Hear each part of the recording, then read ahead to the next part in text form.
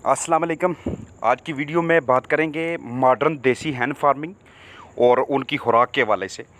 Modern देसी हैन farming में सबसे जो जदीद और लेटेस्ट स्टाइल जो चल रहा है वो ये है कि हम ओपन रेजिंग करते हैं, यानी ओपन रेज चिकन हम रखते हैं, ओपन फार्मिंग करते हैं। इसमें ओपन फार्मिंग में हमारा तरीकाकार क्या होता है कि हम एक फेंस लगा लेते हैं, एक बाड़ लगा लेते हैं बाहर की जानब।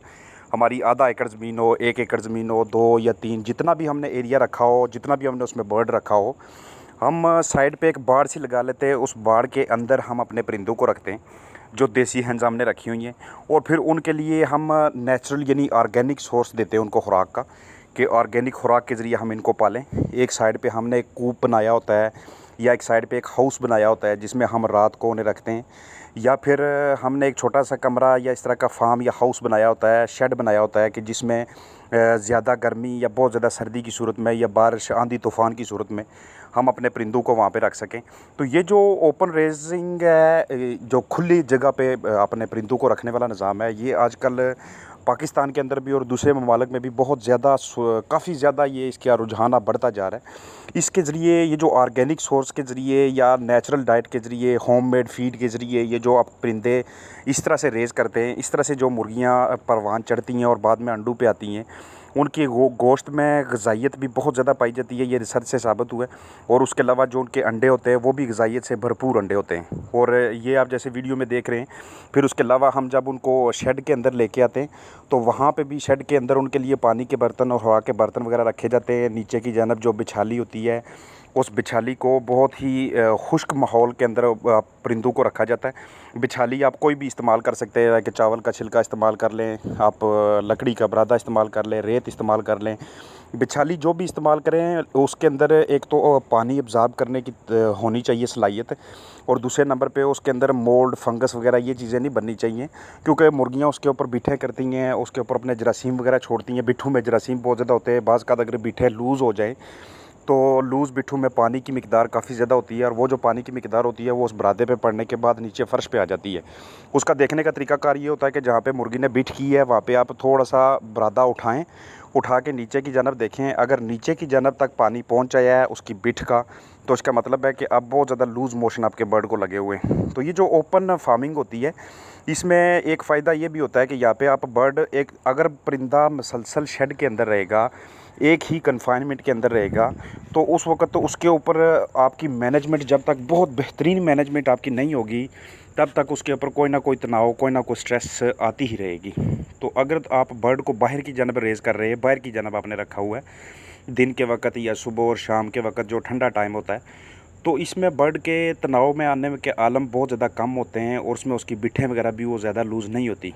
तो ये बात करें अगर इसकी फ़ीड के वाले से, जो ओपन रेजिंग वाले होते हैं, तो एक तो वो अपने बर्ड्स को काफ़ी ज़्यादा मिकदार में इंसेक्ट्स खिलाते हैं, मैगट्स बना के देते हैं उन्हें, हाउस फ्लाइज़ वगैरह को कैप्चर करते हैं। उसके अलावा ये खल में थोड़ा सा आटा मिला के, उसमें पानी मिला के, या फिर खल के अंदर थोड़ा सा दही शामिल करके, इस तरह की चीज़ें शामिल करके, या कुछ लोग ऐसे भी करते हैं कि वो जानवरों का ये जो होता है, जो वेस्ट मटेरियल होता है, उसके ऊपर थोड़ा थोड़ा पानी लगा के उसको बाद में उसमें कीड़े जब बनते हैं, तो ये कीड़े एक्चुअली ये लार्वा वगैरह होते हैं, और ये जो लार्वी होते हैं ये प्रोटीन का बहुत बड़ा सोर्स होते हैं।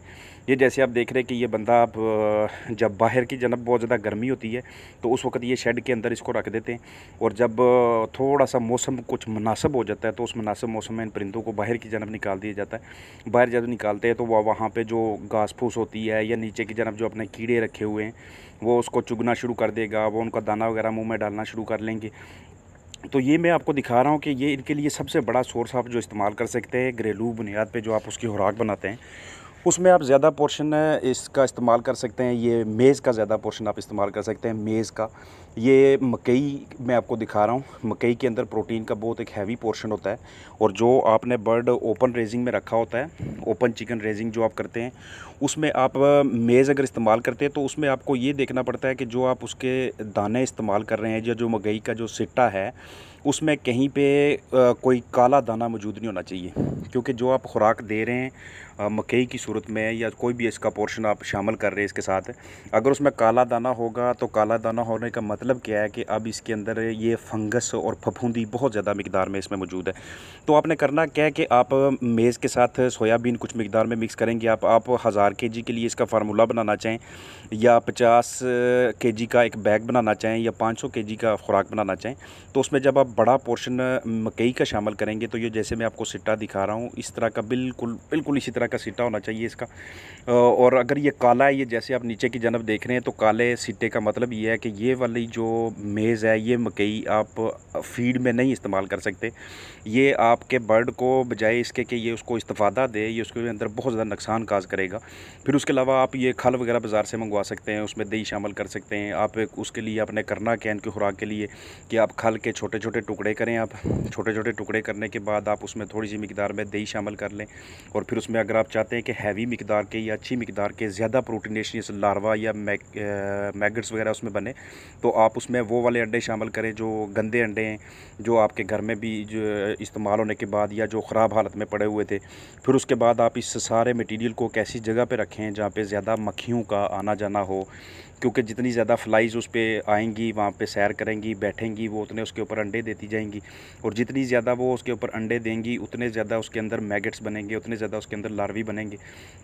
तो आप कर कह सकते हैं कि चौथे से 5वें से 6ठे दिन पे जाके जैसे आप उसको ऑब्ज़र्व करते रहें, जैसे जैसे उसके अंदर ये छोटे छोटे लार्वी बनते जाते हैं, अब ये आप अपनी मुर्गियों के लिए इसमें खुराक तैयार करते जा रहे हैं। और इसके अलावा एक तो आप मेज़ इस्तेमाल करते हैं मकई को, और उसके अलावा अगर आपके पास ज़्यादा मिकदार में गंदम मौजूद है तो गंदम का भी आप क्या कर सकते हैं कि गंदम आप थोड़ी सी मिकदार गंदम की लें, आप उसको आपने पानी में अच्छी तरह से भिगो के रख देना है। सारी रात वो पानी में पड़ी रहे गंदम। अगले दिन आपने उस सारी की सारी गंदम को निकाल के उसको छोटे छोटे डब्बों में पैक कर देना है। जब छोटे छोटे डब्बों में आप उसको पैक करके रखेंगे तो ये किस्म की आप उसको अमले तबहीर कर रहे हैं। अब उसके अंदर हवा नहीं जानी चाहिए, बिल्कुल हवा टाइट कर दें। हवा टाइट करके आप उसको एक ऐसी जगह पे रख दें जहाँ पे टेम्परेचर या दर्जा हरारत दरमियाने से लेवल का दर्जा हरारत हो।